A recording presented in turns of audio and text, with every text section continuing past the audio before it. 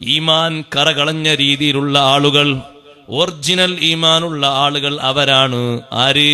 അൻസാറുകളും മുഹാജിറുകളുമായ സ്വഹാബിമാര്. അവരെത്രത്തോളമാണ് ഈമാനെ കാത്തു സൂക്ഷിച്ചത് എന്നറിയുമോ?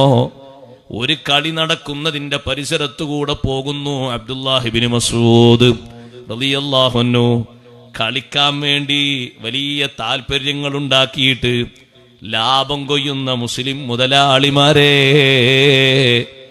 അതിനുവേണ്ടി കച്ചകെട്ടി ഇറങ്ങുന്ന ചെറുപ്പക്കാരെ, അത് കാണാൻ വേണ്ടി സമയം പാഴാക്കുന്ന ഉപ്പമാരെ, ഉപകരണങ്ങളിലൂടെ കണ്ടു സുഖിക്കുന്ന സഹോദരിമാരെ, ലോകത്തിന്റെ ഏത് കോണിലും ഏത് തരത്തിലുള്ള വിനോദങ്ങൾ നടക്കുമ്പോഴും മലയാളികൾ ഏറ്റവും വലിയ സ്ഥാനം അവിടെ കൂടണം എന്ന് ആഗ്രഹിക്കുമ്പോ ഈമാനികമായി നമ്മൾ താഴെ തട്ടിലേക്കാണ് പോകുന്നത്. ഏറ്റവും വലിയ മഹാനായ ഇബ്നു മസ്ഊദ് റളിയല്ലാഹു അൻഹു, ചെറിയ ഒരു മഹാനല്ല കേട്ടോ, അബ്ദുല്ലാഹിബ്നു മസ്ഊദ് റളിയല്ലാഹു അൻഹു, അഷ്റഫുൽ ഖൽഖ് മുഹമ്മദുർ റസൂലുള്ളാഹി സ്വല്ലല്ലാഹു അലൈഹി വസല്ലമ തങ്ങൾ, എന്റെ കാലശേഷം നിങ്ങൾ ഖുർആൻ പഠിക്കാൻ ആഗ്രഹിക്കുകയാണെങ്കിൽ 6 ആളുകളെ പേര് എണ്ണി പറഞ്ഞു കൊടുത്തിട്ട് പറഞ്ഞ കൂട്ടത്തിൽ ഒരു മഹാനാണ് അബ്ദുല്ലാഹിബ്നു മസ്ഊദ് റളിയല്ലാഹു അൻഹു. ചെറിയ മഹത്തുള്ള മഹാനല്ല. ആ മഹാനുഭാവൻ ഒരു കളി നടക്കുന്നതിന്റെ അടുത്തുകൂടെ അങ്ങനെ പോയപ്പോ, ആരാണെങ്കിലും ഒരു മിനിറ്റ് അവിടെ ഒന്ന് നിന്ന് നോക്കൂലേ, എന്താ അവിടെ നടക്കുന്നത്, എന്താ അവിടെ ഒച്ചപ്പാട് കേൾക്കുന്നത്? ഒരു സെക്കൻഡ് പോലും അവിടെ നിൽക്കാതെ വാഹനം ഹൈ സ്പീഡിൽ ഓടിച്ചു വിട്ടു. വൈകുന്നേര സമയത്ത് ഒരു കളി നടക്കുകയാണ് ഒരു സ്ഥലത്ത്. കെട്ടുകഥ പറയല്ല, ഹദീസിലുള്ളതാ. ഒരു കളി നടക്കുന്ന സ്ഥലത്തുകൂടെ ഇബ്നു മസ്ഊദ് റളിയല്ലാഹു അൻഹു ഇങ്ങനെ പോകുമ്പോ, എന്താ അവിടെ ഒരു ഒച്ചപ്പാട്? ഏതായാലും നേരണ്ടല്ലോ, കുറച്ചു നേരം നോക്കല്ലേ, ഇപ്പൊ നിസ്കാരമൊന്നുമില്ല, മാരിബനാൻ കൊടുക്കണ്ടേ. ഒരു സെക്കൻഡ് നിന്നില്ല. മഹാനവർകൾ മുസ്രിഅൻ സ്പീഡിൽ വാഹനം ഓടിച്ചു വിട്ടു. നേരെ പിറ്റേന്ന് സയ്യിദുനാ റസൂലുള്ളാഹി സ്വല്ലല്ലാഹു അലൈഹി വസല്ലം, നിങ്ങളെന്താ സ്വലാത്തല്ലാത്ത? സയ്യിദുനാ റസൂലുള്ളാഹി സ്വലാത്ത് നല്ലോണം ചെല്ലണം, അല്ലെങ്കിൽ ഞാൻ ഇപ്പം നിർത്തും. വാദിന്റെ ഡിഗ്രി എന്ന് പറഞ്ഞാൽ സ്വലാത്ത് ഉറക്കച്ചില്ല എന്നാണ്. ക്ഷീണിച്ചു പോയോ? ഇല്ലല്ല, നല്ല ആണ്ടിനെ നല്ല ഭക്ഷണം കിട്ടാണ്ട് നല്ല റാഹത്തോടെ കഴിക്കാൻ പറ്റുന്നത്. കൂടുതൽ നേരമൊന്നും ആയിട്ടില്ല. നമ്മൾ പഴയ കാലത്ത് വാദിന് മൗലാജിന് തുടങ്ങുന്ന കാലല്ലേ ആയിട്ടുള്ളൂ. ഇബ്നു മസ്ഊദ് റളിയല്ലാഹു അൻഹു ആ വാഹനം ഓടിച്ചു പോയതിന്റെ റിസൾട്ട് നേരെ പിറ്റേന്ന് നബി സല്ലല്ലാഹു അലൈഹി വസല്ലം പറയുന്നത് എങ്ങനെയാ? അസ്ബഹ ഇബ്നു മസ്ഊദിൻ ലകരീമാ. ഇബ്നു മസ്ഊദ് റളിയല്ലാഹു അൻഹുവിന് ബഹുമാനം കൂടിപ്പോയി. ഈമാനികമായി വലിയ ബഹുമാനം മഹാനവറുകൾക്ക് കൂടി. നബി സല്ലല്ലാഹു അലൈഹി വസല്ലം തങ്ങൾ ഈ പറഞ്ഞത് ഈമാനികമായ ബഹുമാനത്തെ പറ്റിയാണ്. എന്തേ കാരണം? അവിടെ കളിച്ചുകൊണ്ടിരിക്കുന്ന കളി നോക്കിയിട്ട് ഒരു മിനിറ്റ് പോലും മഹാനവറുകൾ നിന്നില്ല, ഒരു സെക്കൻഡ് പോലും സമയം കളഞ്ഞില്ല. അതെന്റെ ഈമാനിനെ ബാധിക്കും, എന്റെ ഇഖ്ലാസിനെ ബാധിക്കും, എന്റെ പരിശുദ്ധ കർമ്മങ്ങളെ അത് കൂടുതൽ കൂടുതൽ കേടാക്കി കളയും, എന്റെ ജീവിതത്തിന്റെ നന്മകളെ ഒരുപാട് കാർന്നെടുത്തു പോകും എന്ന് വിചാരിച്ചുകൊണ്ട് മഹാനവറുകൾ പെട്ടെന്ന് അങ്ങോട്ട് നീങ്ങിപ്പോയി. മുഅ്മിനീങ്ങളെ പറ്റി അള്ളാഹു പറഞ്ഞത് അങ്ങനെയല്ലേ? സ്വർഗം കൊടുക്കുന്ന ആൾക്കാരെ പറ്റി അള്ളാഹു പറഞ്ഞത് അങ്ങനെയല്ലേ? വഇദാ മർറൂ ബിൽ ലഗ്വി മർറൂ കിറാമാ.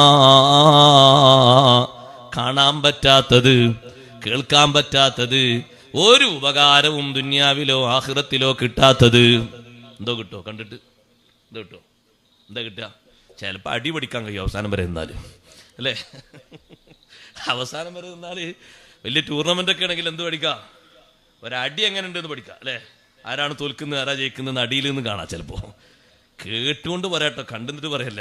ആളുകൾ പറയലുണ്ട് ഇങ്ങനെ, ഇന്നലെ സമാപനയെന്നു അടിച്ചിട്ട് 2 ആളെ തല പൊട്ടിയെന്നൊക്കെ ആളുകൾ റിപ്പോർട്ട് ചെയ്യലുണ്ട്. അതുകൊണ്ട് പറയാണ് ഉണ്ടാകുന്നുള്ളത്. പോയി നോക്കി നിട്ടുള്ള അനുഭവമല്ല. അങ്ങനെ എന്തുപകാരം? എന്തെങ്കിലും ഒരു ഉപകാരം വേണ്ടേ? ലക്ഷങ്ങൾ ചെലവഴിച്ചല്ലേ ആളുകൾ പോയത്. നിങ്ങൾ നോക്ക്, ഖത്തറിലേക്ക് പോയില്ലേ? അതിന് ലൈക്ക് അടിക്കാൻ എത്ര ആൾക്കാരാണ് മുസ്ലിങ്ങളുടെ കൂട്ടത്തിൽ? ഒന്ന് മറിച്ചു നോക്കി. ആ പോയ ആളുകൾക്ക് ലൈക്ക് അടിക്കാൻ എത്ര ആളുണ്ട്? 1000, 10,000, ലക്ഷം, എത്ര ആളുള്ളത്? വൈദാ മർറൂ ബില്ലഗ്വി മർറൂ കിറാമാ.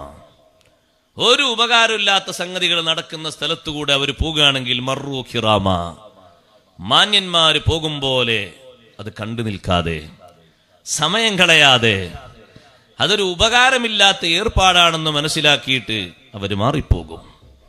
ഒരിക്കലും അവർ ശ്രദ്ധ കൊടുക്കില്ല. മറ്റൊരു സ്ഥലത്ത് അല്ലാഹു പറഞ്ഞു, വല്ലദീനഹും അനിൽ ലഗ്വി മുഅ്രിദൂൻ.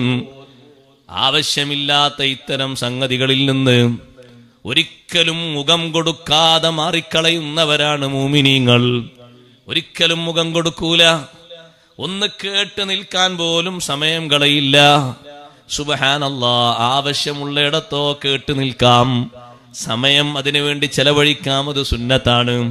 ഉദാഹരണം പറയട്ടെ, ഒരു കല്യാണത്തില് ദഫ് മുട്ടുന്നുണ്ട്, അവിടെ ദഫ് മുട്ടിയിട്ട് നല്ല മദ്ഹ് പാടുന്നുണ്ട്, കേട്ടിരിക്കൽ സുന്നത്താണ്. അവിടെ സാക്ഷിയാകുന്നത് നല്ലതാണ്. കേട്ടിരുന്നതാരാണ്? ദഫ് മുട്ടുന്നത് സയ്യിദുനാ മുഹമ്മദുർ റസൂലുള്ളാഹി സ്വല്ലല്ലാഹു അലൈഹി വസല്ലം തങ്ങളല്ലേ കേട്ടിരുന്നത്.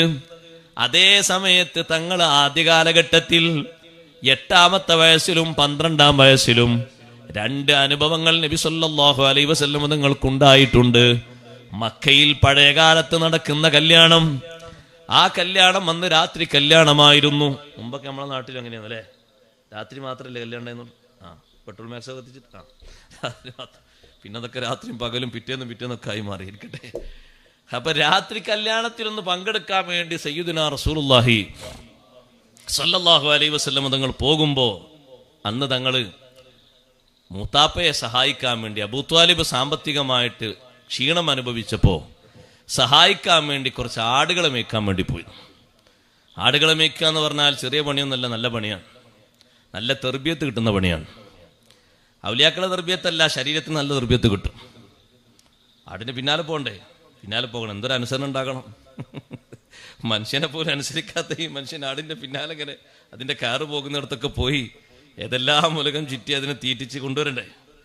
ഏതെങ്കിലും ഒരു സമയം അശ്രദ്ധയിൽ അതങ്ങോട്ടും ഇങ്ങോട്ട് കേട്ടിപ്പോയിട്ടുണ്ടെങ്കിൽ അവർ പറയുന്നതൊക്കെ സുബറോടുകൂടെ കേൾക്കണം, മറുപടി പറയാനൊന്നും ഉണ്ടാകൂല. ആ തെറ്റ് മുഴുവനും ആളെ ഭാഗത്തായിരിക്കും ഉണ്ടാകുക, ന്യായീകരിക്കാനൊന്നും ഉണ്ടാകൂല. പക്ഷെ ക്ഷമയോടെ കേട്ട് പൊരുത്തപ്പെടിച്ച്, എത്ര നല്ല സ്വഭാവല്ലേ, എത്ര നല്ല ഉഷാറിലായത്. 1 മിനിറ്റ് ഒരാൾ പറഞ്ഞാൽ സഹിച്ചു കൊടുക്കാൻ കഴിയാത്ത ആൾ എത്ര പെട്ടെന്നാ സഹിക്കണത്. സഹനം കിട്ടും, ക്ഷമ കിട്ടും, എല്ലാം കിട്ടും.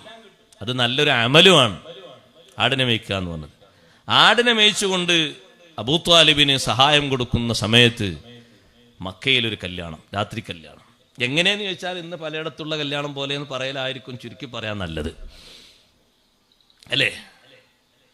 ഇന്നിപ്പോ നിങ്ങൾ നോക്ക്, ഈമാനും ഇഖ്ലാസും ഹയാവും ഇല്ലാത്ത ആളുകള് സ്റ്റേജിൽ ആണിനെയും പെണ്ണിനെയും കയറ്റിയിരുന്ന് വരുന്ന ആളുകൾക്കൊക്കെ കാഴ്ച വസ്തുവാക്കി വെക്കുകയാണ്. എങ്ങനെയുണ്ട്, നിങ്ങൾക്കൊന്നും കിട്ടിയില്ലല്ലോ എൻ്റെ മോളെ, എങ്ങനെയുണ്ട് കാണാൻ നോക്കി, ഞാൻ ഒറ്റാക്കും കിട്ടൂല, അയാൾക്കല്ലേ ഭാഗ്യവാൻ. എന്താണ് കല്യാണത്തിന് പോകാത്ത ആൾക്കാർക്ക് പരാതി? ഓൽക്ക് കഥ അറിയാത്തവരാണ്, ഓല് കാലഘട്ടത്തെ പറ്റി അറിയാത്തവരാണ്, ഓല് ഇന്നൊന്നും ജനിക്കേണ്ട, കുറെ മുമ്പ് ജനിക്കേണ്ടവരാണ്. ആണിനെയും പെണ്ണിനെയും പരസ്യമായി പട്ടാപ്പകലും രാത്രിയിലൊക്കെ പ്രദർശന വസ്തുവാക്കി വെക്കല്ലേ. പഴയകാലത്ത് വീട്ടിന്റെ ഉള്ളിലാണ് പെണ്ണ് ചമഞ്ഞൊരുങ്ങിയിരുന്നിരുന്നത്, അല്ലേ? ഇന്നിപ്പോ പലരും സൗകര്യം കുറവാന്ന് പറഞ്ഞിട്ട് പ്രദർശനം വലുതാക്കാൻ വേണ്ടിയിട്ട് കൊണ്ടുപോയി ഓഡിറ്റോറിയത്തിലേക്ക്.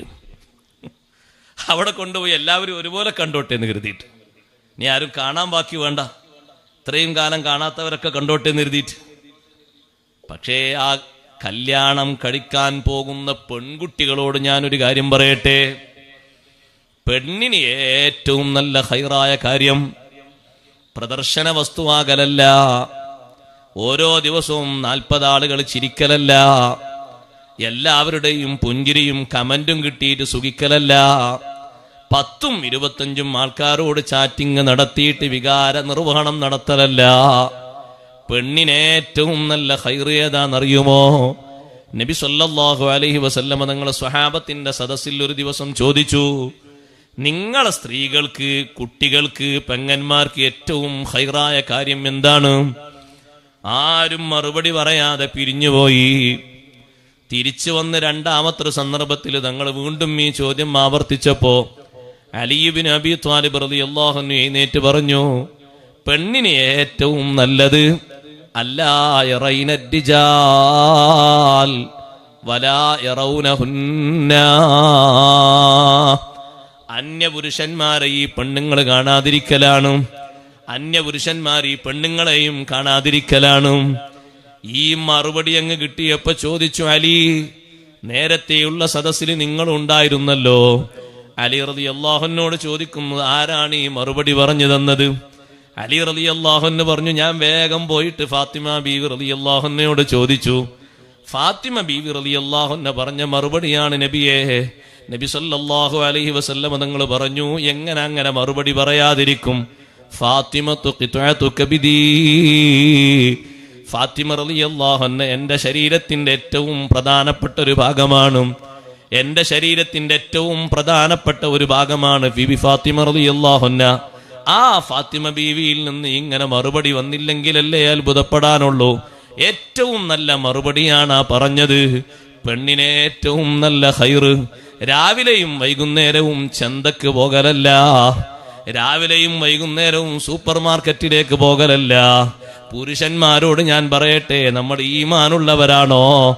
അത്യാവശ്യ ഘട്ടങ്ങളിലേക്ക് പെണ്ണുങ്ങൾ പോകേണ്ടത് മാത്രം പെണ്ണുങ്ങളെ പറഞ്ഞേൽപ്പിക്കണം. ഇപ്പൊ നിങ്ങൾ നോക്കി, ഒരു ഹൈപ്പർ മാർക്കറ്റിലേക്കും സൂപ്പർ മാർക്കറ്റിലേക്കും കയറാൻ പറ്റുന്നില്ല. സുബ്ഹാനല്ലാഹ്, എത്രയോ നേരം കാത്തിരിക്കേണ്ടി വരികയാണ്. ഭർത്താക്കന്മാർ ഇല്ലാഞ്ഞിട്ടല്ല, നമ്മുടെ നാട്ടിൽ സൗകര്യങ്ങൾ ഏറെയാണ്. സാധനങ്ങൾക്ക് വേണ്ടി മൊബൈലിലോ മറ്റോ വിളിച്ചു പറഞ്ഞാല് അവിടെ കൊണ്ടുവന്ന് വീട്ടിലേക്ക് മുറ്റത്തെത്തിക്കാൻ ആളുകൾ വരെയുണ്ട്. ഒരാളെയും കാണേണ്ട ആവശ്യമില്ല. ഉണ്ടോ? ഇല്ല. കമ്പനി പറഞ്ഞാൽ മതി, ഇന്നിന്നി കമ്പനി, ഇന്നിന്നി സാധനം. പുട്ടുപൊടിയാ ഏത് തരം പറഞ്ഞാൽ മതി, അല്ല മുളകും പൊടിയാ ഏത് തരം, നാടനോ മറുനാടനോ പറഞ്ഞാൽ മതി. പാക്കറ്റാക്കി വന്നില്ലേ, എന്തിനു പോകണം? കുറെ ആണുങ്ങൾക്ക് നല്ല സുഖമാണ്, മീറ്റിങ്ങിനും വരും, സൂപ്പർ മാർക്കറ്റിലും വരും. ആ മുത്തുമൂമിനിയങ്ങൾ നമ്മളൊക്കെ കരുതിയിരുന്നോളി, ഒരു ഒലക്കും കിട്ടൂല. എല്ലാ സ്ഥലത്തേക്കും, ടെക്സ്റ്റൈൽസിക്ക് മാത്രമൊന്നുമല്ല, എല്ലാ സ്ഥലത്തേക്കും.